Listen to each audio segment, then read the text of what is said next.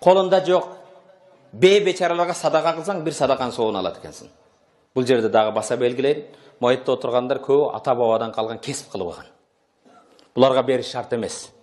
Егер инвалид болбоса, оорукчан болбоса.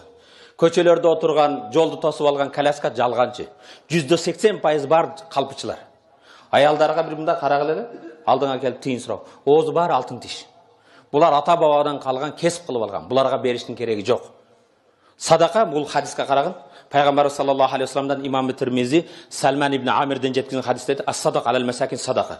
Қолында жоқ бейбечараларға қылған садақаң бір садақа болады.